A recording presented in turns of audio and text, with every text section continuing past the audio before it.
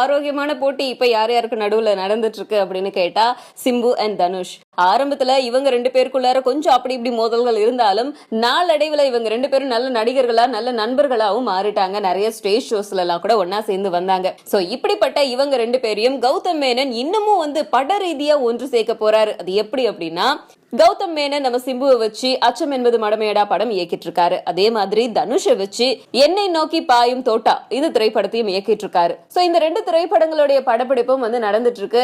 அச்சம் என்பது மடமையடா படம் முக்கால்வாசி முடிஞ்சு போச்சு. பாடல்கள் மட்டும்தான் இன்னும் படமாக்கப்படணும். இந்த பாடல் காட்சிகளை படம் பண்றதுக்கு துருக்கிக்கு போகலாம் அப்படின்னு சொல்லிட்டு ஒரு ஐடியா வந்திருக்குது நம்ம கௌதம் மேனனுக்கு. அதே மாதிரியே தனுஷை வச்சு எடுக்கிற படத்துடைய பாடல்களையும் துருக்கிலேயே பாடல்லாம் படமாக்கலாம் அப்படின்னு நினைச்ச அவரு 2 பேரையும் ஒரே டைம்ல துருக்கிக்கு கூட்டிட்டு போனா என்ன அப்படின்னு சொல்லி சிம்பு அண்ட் தனுஷ் 2 பேரையும் ஒரே நேரத்துல துருக்கிக்கு கூட்டிட்டு போறாரு.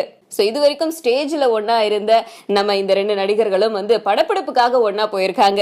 அண்ட் தனுஷ் கூட நடிக்கிறதுக்கு எந்த நடிகைகளுக்கு தான் ஆசை இருக்காது? ஒரு பெங்காலி நடிகைக்கு ஆசை வந்துருச்சு. எஸ், பிரபஞ்ச அழகி போட்டியில இந்தியா சார்பில் கலந்துகிட்டவங்க தான் ஷீனா. இவங்க மலையாளத்துல அறிமுகமானாங்க.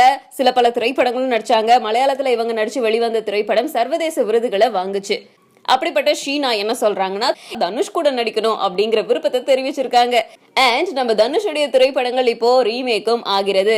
தனுஷ் நடிச்சு வேல்ராஜ் இயக்கின வேலையில்லா பட்டதாரி திரைப்படம் ரீமேக் ஆகுது. அண்ட் அதே மாதிரி தனுஷ் தயாரிப்புல வெற்றிமாறன் இயக்கி சமீபத்துல 3 தேசிய விருதுகளை வென்ற விசாரணை படமும் ஹிந்தியில ரீமேக் ஆகுது. தனுஷுடைய 2 படங்கள் கன்னடத்திலையும் ரீமேக் ஆகுது. சோ தனுஷுடைய மார்க்கெட் எங்கேயோ எக்கச்சக்கமா பறந்துகிட்டு போகுது அப்படின்னு கூட சொல்லலாம். வந்தாலும் தெரி ஒன்னாலும் தெரி பயங்காத தெரி பயங்காத தெரி போல தெரி தெரி